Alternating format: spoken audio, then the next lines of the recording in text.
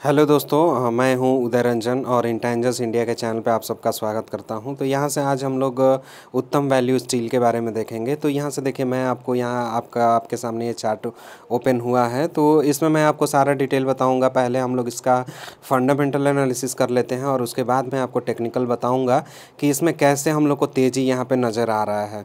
तो यहाँ से इस पॉइंट से कई सारे इन्वेस्टर्स ने मुझसे पूछा कि सर यहाँ से बाई करना चाहिए या नहीं करना चाहिए, या फिर हम लोग क्या करें, होल्ड करें या फिर सेल करके निकल जाएं। तो मैं इसमें टोटल आपको फंडामेंटल एनालिसिस बताता हूं और उसके बाद मैं टेक्निकल भी बताऊंगा, एकदम ही डिटेल में टेक्निकल बताऊंगा, क्योंकि मेरे लेवल्स जो होते हैं वो टेक्निकल डिटेल मैं निकालता हूं और वो डीप एनालिसिस से मैं निकालता हूं।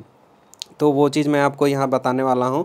आप लोग वीडियो को लास्ट तक देखते जाइए और अगर आपने ये चैनल सब्सक्राइब नहीं किया तो आप लोग चैनल सब्सक्राइब कर लीजिए। इसमें मैंने इम्प्लाइड वोलेटिलिटी का एक बहुत ही अच्छा वीडियो भी डाला हुआ है और इकोनॉमिक कैलेंडर्स को देखते हुए हम लोग क्रूड ऑयल और कमोडिटीज़ पे कैसे ट्रेड करें वो भी मैंने इसमें बताया हुआ है।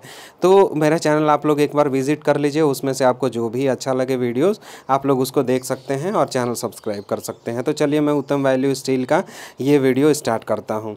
तो यहाँ से देखिए, इसका प्राइस 0.650 यहाँ पे आप देख पा रहे हैं 0.650 पे क्लोज़ हुआ है। ये 10th का है, ठीक है, 10 जुलाई को, जो कि फ्राइडे था, उस दिन ये क्लोज़ हुआ है 0.650 पे। उससे पहले क्या था, मैंने एक वीडियो बनाया था इसी पे, तो उस टाइम इसका प्राइस चल रहा था 0.60 के आसपास में चल रहा था और BSE में इसका चल रहा था 0.56 के आसपास में। तो हम लोगों ने क्या बोला था कि ये BSE और NSE का जो आर्बिट्राज था वो 0.04 पॉइंट का था, ठीक है, 0.04 पॉइंट का हमें आर्बिट्राज मिल रहा था। लेकिन अभी अगर हम लोग देखें यहाँ पे तो आर्बिट्राज हो गया है BSE में, तो इसका प्राइस है 0.58, लेकिन जो NSE में इसका प्राइस हो गया है 0.65। आर्बिट्राज हमारा 4 से बढ़ के यहाँ पे 7 का हो गया है, 0.07 का हो गया है, ठीक है।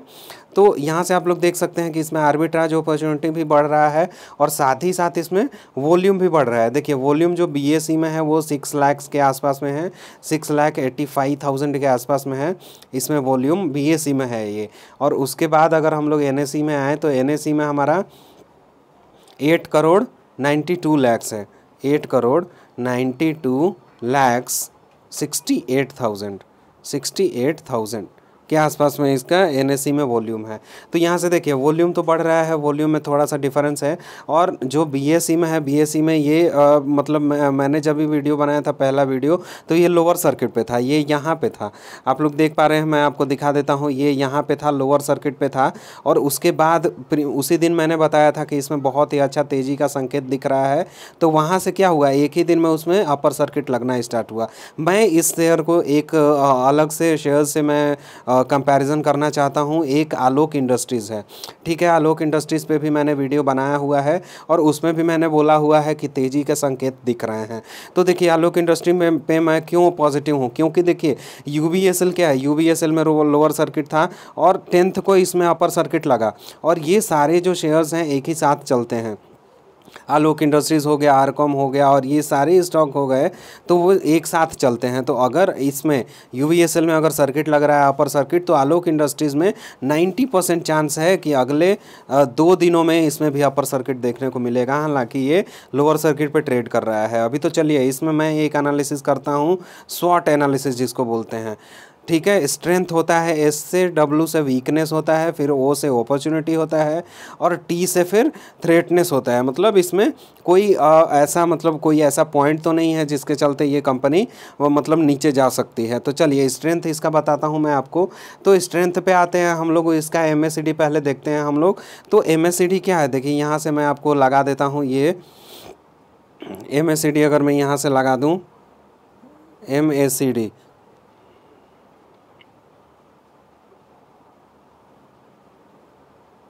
देखिए MACD अगर मैंने लगा दिया तो यहाँ से MACD क्या है, आप लोग देख पा रहे हैं MACD के ऊपर में प्राइस चल रहा है, अबव सिग्नल लाइन के ऊपर में इसका प्राइस है।